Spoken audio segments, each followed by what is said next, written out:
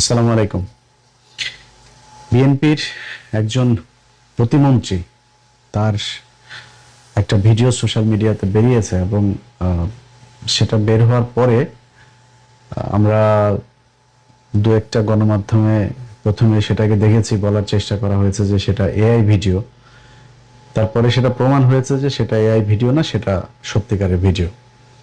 আমার আজকের বক্তব্যটা আসলে ওইটা ইস্টাবলিশ করা না যে ফরহাদ ভাইয়ের ওই ভিডিও কি আসলে আসল নাকি নকল, ওইটা এস্টাবলিশ করার বিষয় না। বিষয়টা অনেক গুরুত্বপূর্ণ, আমাদের পুরো রাষ্ট্রের অস্তিত্বের প্রশ্ন।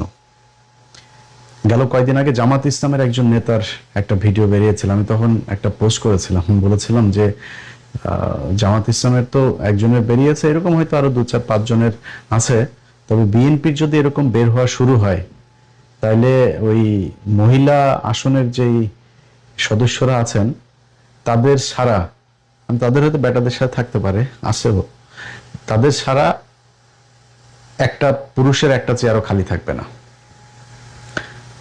এক সপ্তাহের মাথায় ফরহাদ ভাই, যিনি পানি সম্পদ প্রতিমন্ত্রী, তার একটা ভিডিও বেরিয়েছে। অত্যন্ত স্পর্শকাতর বিষয় এটা। তার ভিডিওটা বেরিয়েছে একজন হিন্দু নারীর সাথে, মানে হিন্দু নারী না হয়ে মুসলমান নারী হলেও সমস্যা নেই। বাংলাদেশে মানে হিন্দুদের চাইতো ভারত প্রেমী, ভারতের জন্য কাপড় চোপড় টাকা পয়সা নিয়ে খুলে দেওয়ার মতো এরকম নারীর অভাব নেই। আপনাকে কয়েকটা জায়গায় আমি একটু সতর্ক করে দেই।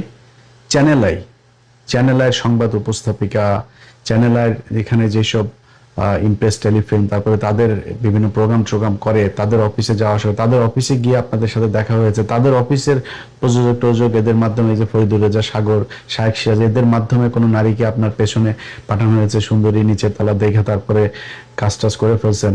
এই জায়গা থেকে বের হবেন। মেরিল, প্রথম আলো, এইখানে যারা অ্যাওয়ার্ড টাওয়ার্ড পায়, তারপরে হইলো গিয়া দু একজন আছে যাদেরকে মানে বোঝানোর জন্য, যে এটা খুবই মানে নিরপেক্ষ একটা এটা বোঝানোর জন্য দেওয়া হয়, তবে এর পেছনে কলা কৌশলী থেকে শুরু করে অনেকে আছে, এগুলো সব হচ্ছে রয়ের সাথে জড়িত।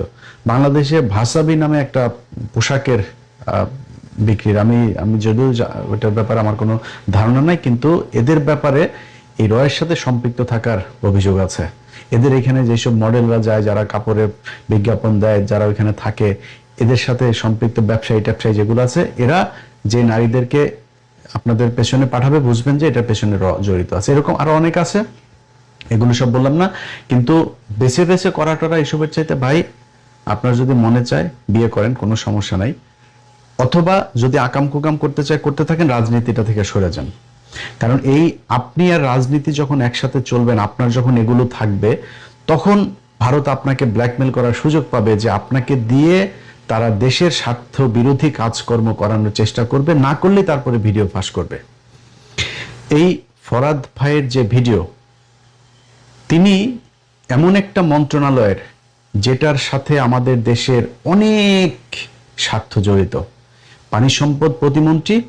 এবং হালকা করে একটু বলে রাখি, আমার এই জিনিসগুলো নিয়ে কেন আইডিয়া আছে, ধরেন আমার কাছে যখন এই মানে এমন একটা পক্ষ পাঠায়, ধরেন আমার কাছে দুই ধরনের মানুষ তথ্য পাঠায়।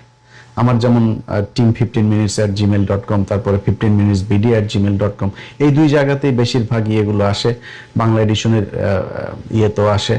তো আমার ধরেন যারা আমাকে সরাসরি দিতে চায়, আমার পরিচিত অনেকের মাধ্যমে হোয়াটসঅ্যাপেও আসে, টেলিগ্রামে আসে, ইমেইলে আসে, তাদের অনেকে আছে যে সেখানে নাম্বার দিয়ে দেয়। এটা হচ্ছে গিয়ে নর্মাল, হয়তো তার এলাকায় তার বিএনপির আরেক নেতার সাথে সমস্যা, তার একটা পেয়েছে, সে এখন রাজনৈতিকভাবে সুবিধা নেওয়ার জন্য সে ওই প্রতিপক্ষের ভিডিওটা আমার কাছে পাঠাইলো। কিন্তু কিছু জিনিস আছে যেটা কিনা তারা একটা কাজ করাইতে চায়, আবার তারা আমার সাথে যোগাযোগও করতে চায় না, আমাকেও পছন্দ করে না, তারা কিন্তু আমার মাধ্যমে এটা প্রকাশ পাক সেটা চায়। আমার কাছে এই ফরহাদ ভাইয়ের যে ভিডিও, এই ভিডিওটা এসছে 7-8 দিন এরকম আগে হবে এসছে। তো টেলিগ্রামে পাঠাইলো। টেলিগ্রামে পাঠানোর পরে আমি তারে আবার নক করলাম যে ভাই, এটা আর কোনো বিস্তারিত কোনো কিছু আছে যে এটা যে আমি মানে বিশ্বাস করব, সেই মেয়ের সাথে অন্য কোনো ছবি টবি কোনো কিছু আছে কিনা। আমার এসে রিপ্লাই পাঠাইছে যে আপলোড করেন প্রথমে, তারপরে কথা বলবো। এই ধরনের এর আগে আরো 2-3 জনের ব্যাপারে এরকম আমার মনে আছে, যেমন এর মধ্যে আসিফ নজরুল একজন, তার একটা অডিও আমি করেছিলাম, সেটাও আমার ধারণা ওই পক্ষ থেকে দেওয়া হয়েছিল। তার কোনো একটা কিছুতে হয়তো সে তাদের মতো করে করতে রাজি হয়নি, পরে অবশ্য তাকে মনে হয় বাগে নিয়েছিল ভারত, যে কারণে শেষ পর্যন্ত তো সে ভারতের হয়েই কাজ করে গিয়েছে। যাই হোক, এই কারণে আমার কাছে মনে হয়েছে যে এটা দেখেন ভাই, বিএনপি আমার শত্রু না।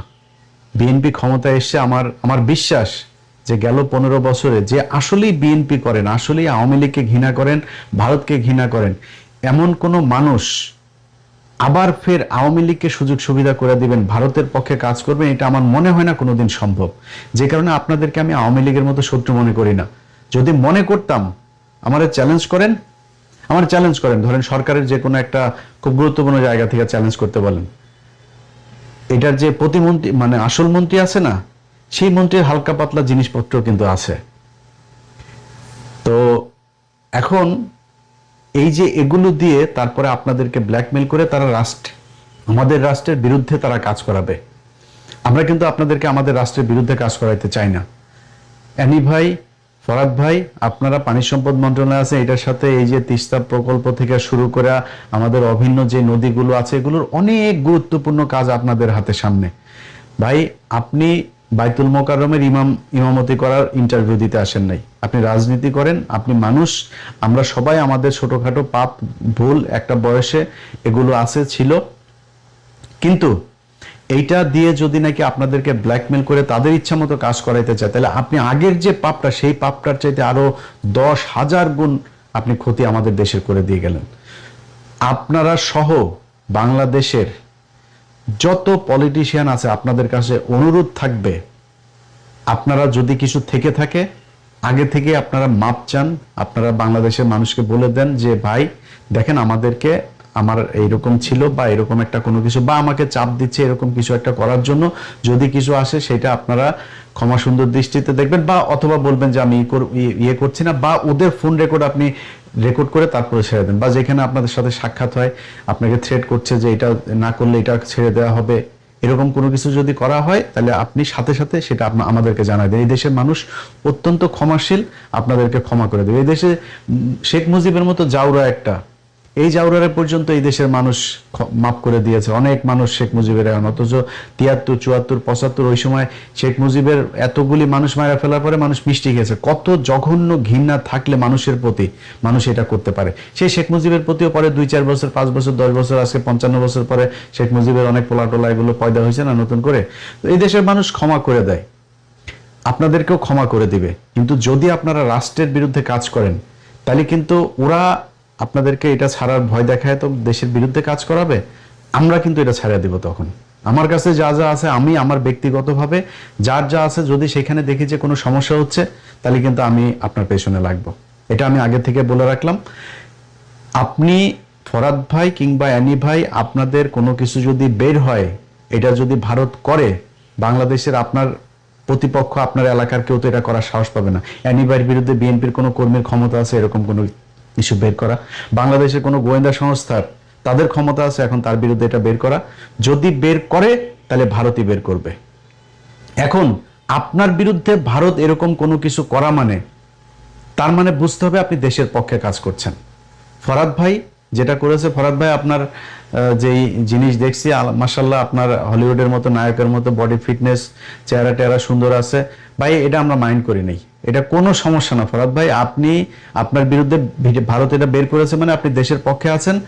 আপনাকে আমার ব্যক্তিগতভাবে, আমি আমার যতটুকু গ্রহণযোগ্যতা, মানুষের ভালোবাসা যতটুকু আছে, এইটা দিয়ে আপনার পাশে থাকবো ভাই। এরকম কোনো কিছু যদি আরো কিছু যদি বের করে, তাও আপনার পাশে থাকবো।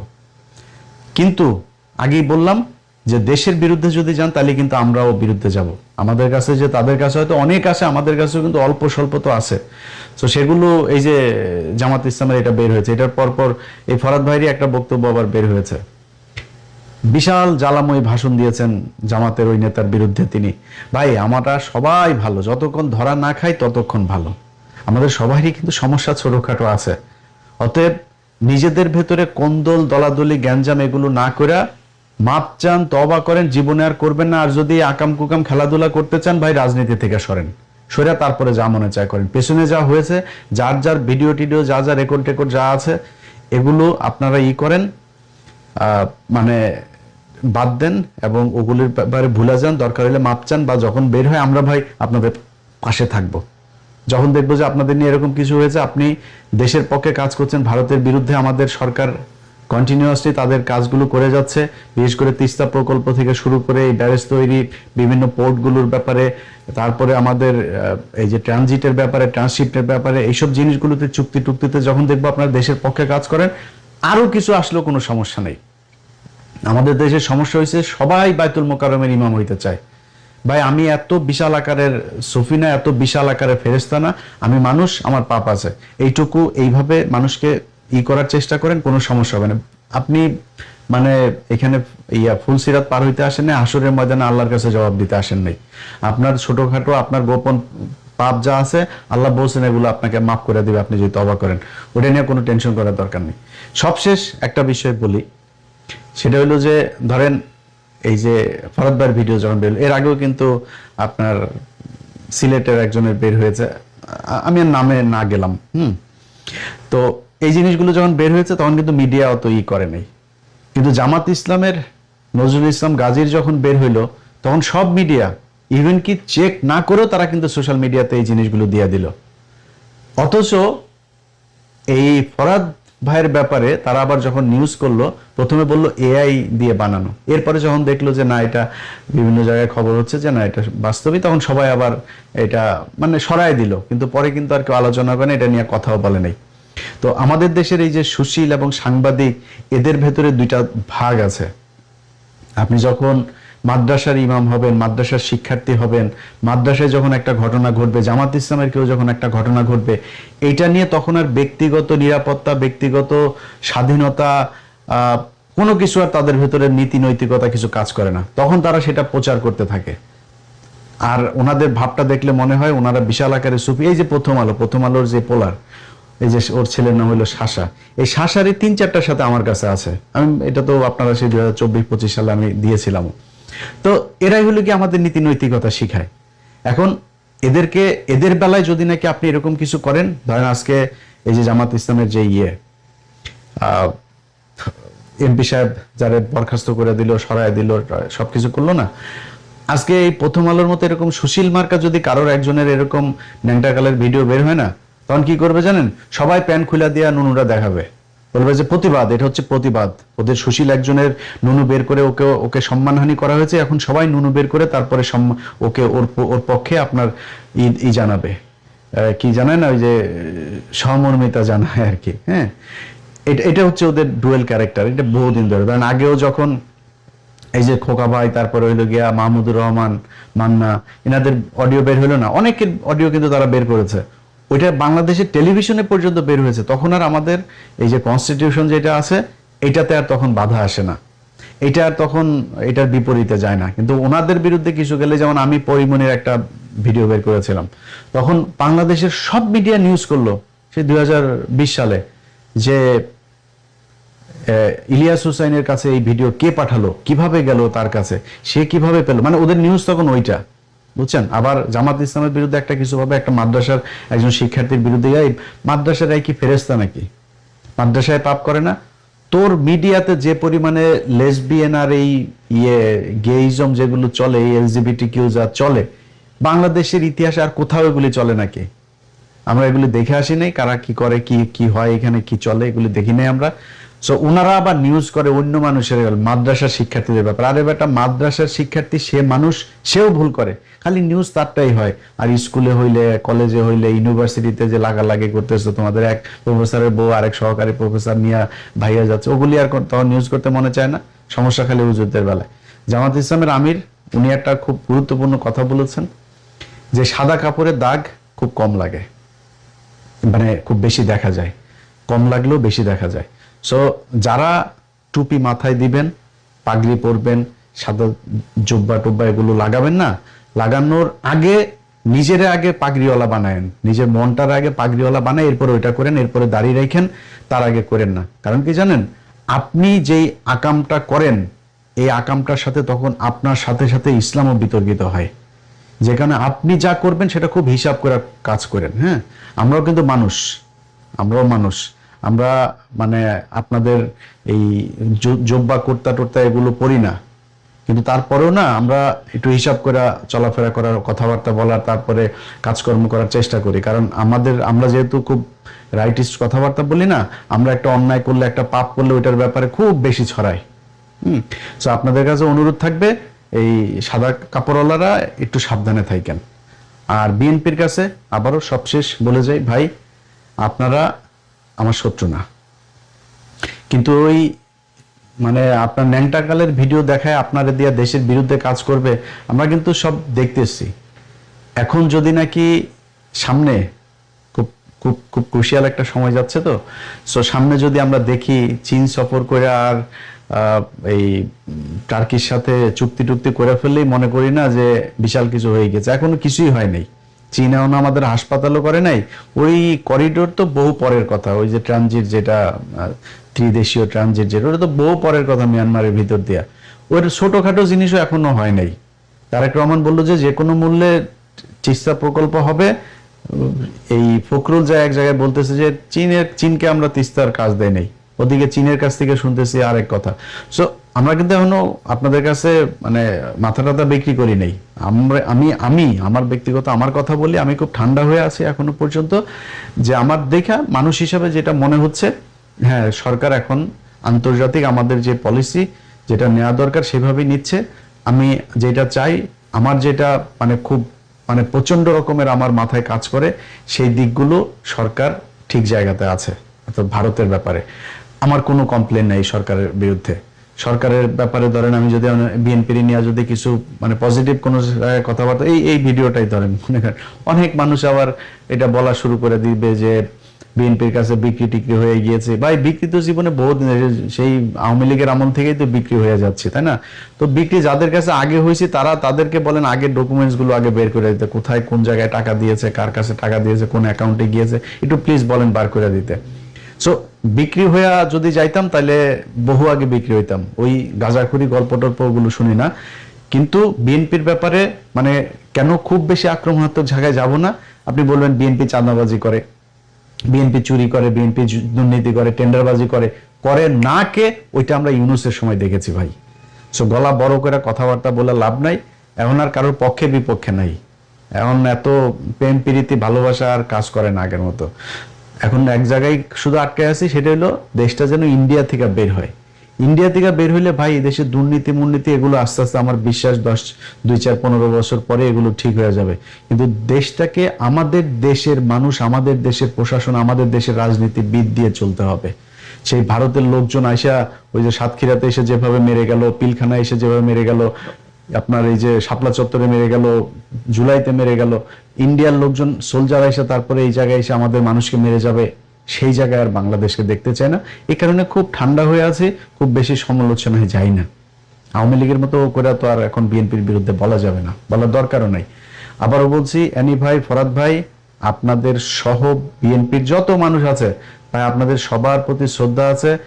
যদি আপনাদেরকে কোনো কাজ করতে বাধ্য করে, আপনারা যদি না করে দেশের পক্ষে থাকেন, আপনাদের এই ভিডিও যদি সামনে আসে, আমি ইলিয়াস হুসাইন আপনাদের আমার জায়গা থেকে যতটুকু আপনাদের সম্মান রক্ষা করার সুযোগ থাকে, মানুষকে বোঝানোর যতটুকু সুযোগ থাকে, আমি ততটুকু করবো। আপনার সাথে আমার জীবনে কথা না হলেও করবো, কোনো সমস্যা নেই। ভালো থাকেন।